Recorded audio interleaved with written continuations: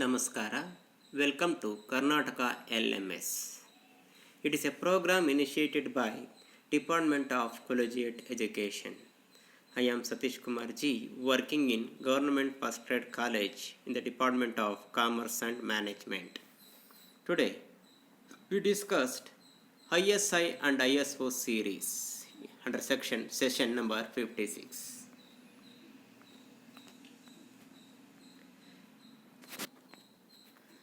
What is ISI? ISI means the full form is Indian Standard Institutions.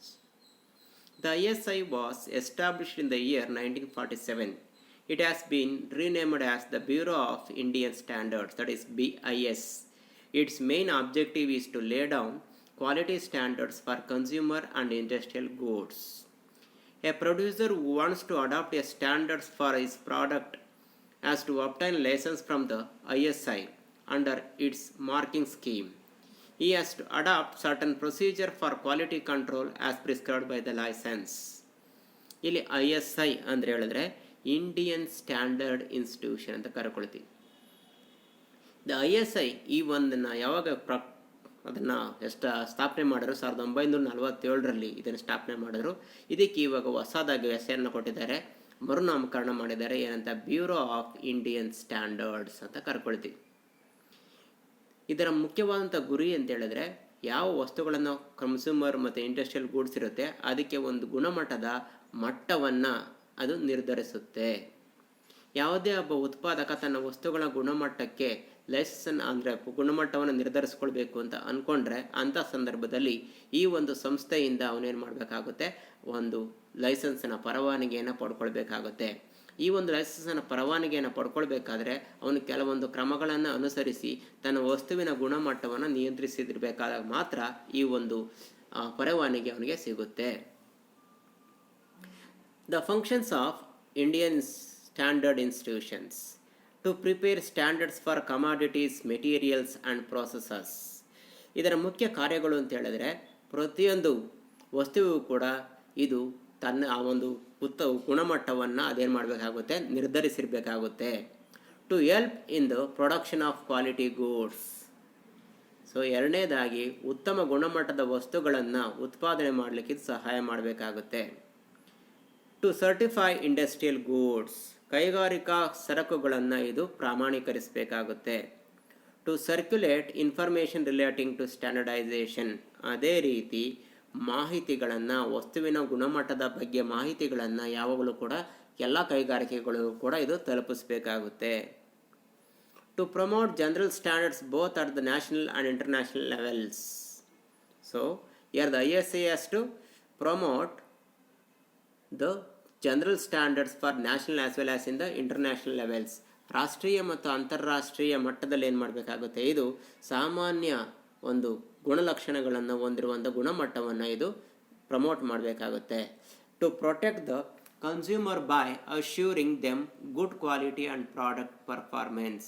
Again the important functions of the ISI is to protect the interest of the consumer and give them the assurance regarding the quality of the goods and services. ಇದರ ಇನ್ನೊಂದು ಪ್ರಮುಖವಾದ ಕರ್ತವ್ಯ ಅಂದರೆ ಗ್ರಾಹಕರ ಹಿತಾಸಕ್ತಿಯನ್ನು ಏನು ಮಾಡಬೇಕಾಗುತ್ತೆ, ಇದು ಕಾಪಾಡಬೇಕಾಗುತ್ತೆ.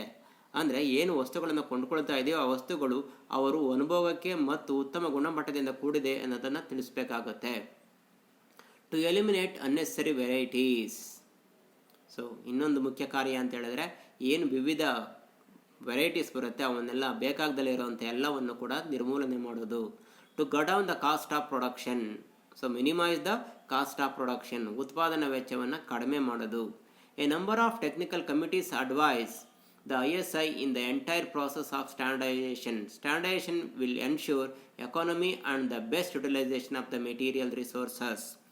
ಈ ಒಂದು ಸಂಸ್ಥೆಗೆ ಹಲವಾರು ತಾಂತ್ರಿಕ ಸಮಿತಿಗಳು ತಮ್ಮದೇ ಆದಂಥ ಸಲಹೆಗಳನ್ನು ನೀಡೋದ್ರ ಮೂಲಕ ಉತ್ತಮವಾದ ಗುಣಮಟ್ಟದ ಒಂದು ಶಿಷ್ಟಾಚಾರವನ್ನು ಅದಕ್ಕೆ ಒದಗಿಸಿಕೊಟ್ಟಿರುತ್ತೆ. ಆ ಮೂಲಕ ಎಂಟೈರ್ ಮೆಟೀರಿಯಲ್ಸ್ ಅಂದರೆ ಕಚ್ಚಾ ಸಾಮಗ್ರಿಗಳ ಸಂಪೂರ್ಣ ಮತ್ತು ಮ್ಯಾಕ್ಸಿಮಮ್ ಯುಟಿಲೈಸೇಷನ್ ಮಾಡ್ಕೊಳ್ಳಿಕ್ಕೆ ಸಾಧ್ಯ ಆಗಿ ಒಂದು ಉತ್ತಮ ಆರ್ಥಿಕತೆಯನ್ನು ಬೆಳೆಸ್ಕೊಳ್ಳೋದಕ್ಕೆ ಸಾಧ್ಯ ಆಗುತ್ತೆ. ನಾವು consider the international organisation of standardisation, that is called ISO. ISO, International Organization for Standardization, is a worldwide federation of national standards bodies.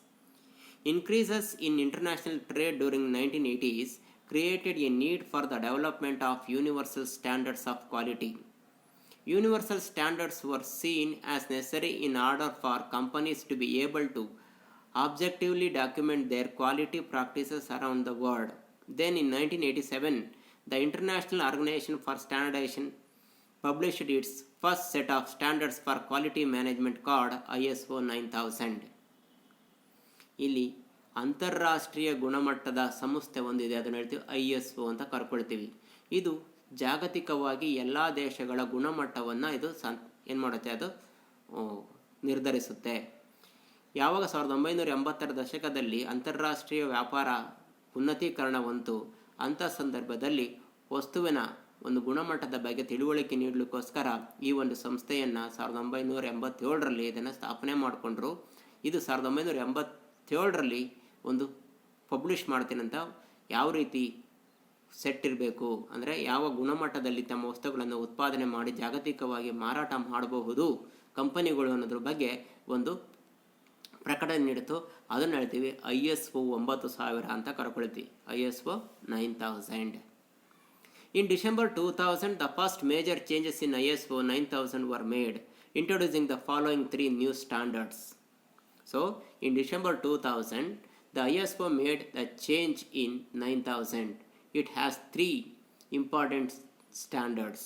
The first one is ISO 9000-2000, that is Quality Management System Fundamentals and Standards. Number 2, ISO 9001-2000. It indicates Quality Management System Requirements. Number 3, ISO 9004-2000 Quality Management System Guidelines for Performance. ಈ 2000 ಡಿಸೆಂಬರ್ಲಿ ಏನು ಮಾಡಿಕೊಂಡ್ರು, ಈ ISO 9000ಕ್ಕೆ ಒಂದು ಮುಖ್ಯವಾದಂಥ ಬದಲಾವಣೆಯನ್ನು ಮಾಡಿದ್ರು, major.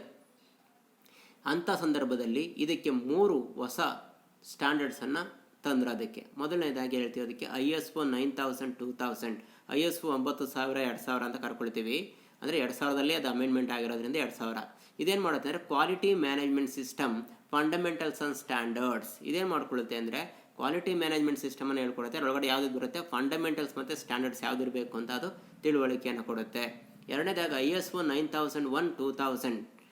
ಇದು ಏನು ಮಾಡುತ್ತೆ, ಕ್ವಾಲಿಟಿ ಮ್ಯಾನೇಜ್ಮೆಂಟ್ ಸಿಸ್ಟಮ್ ರಿಕ್ವೈರ್ಮೆಂಟ್ಸ್ ಏನೇನು ಬೇಕು, ಅದಕ್ಕೆ ಅವಶ್ಯಕತೆ ಏನಿದೆ ಅನ್ನೋದನ್ನು ಇದು ತಿಳಿಸ್ಕೊಡುತ್ತೆ. ಮೂರನೇದಾಗಿ ISO 9004-2000 quality management system guidelines for performance. ಆ ಪರ್ಫಾರ್ಮ್ ಮಾಡಲಿಕ್ಕೆ ಏನೆಲ್ಲ ಮಾರ್ಗಸೂಚಿಗಳು ಬೇಕು ಅನ್ನೋದನ್ನು ತಿಳ್ಕೊಳುತ್ತೆ. ಈ ರೀತಿ 3 ಮುಖ್ಯವಾದಂಥ ಅಂಶಗಳನ್ನು ಈ ISO 9000 ಹೊಂದಿದೆ. These 3 standards are the most widely used and applied to the majority of companies. ಈ ಒಂದು ಸ್ಟ್ಯಾಂಡರ್ಡ್ಸನ್ನು ಎಲ್ಲ ಕಂಪನಿಗಳು ಕೂಡ ಅಪ್ಲೈ ಮಾಡಿ ಯೂಸ್ ಮಾಡ್ತಾ ಇದ್ದಾರೆ. ಇಲ್ಲಿಗೆ ಈ ಸೆಷನ್ ಮುಗಿಯುತ್ತೆ. Thank you.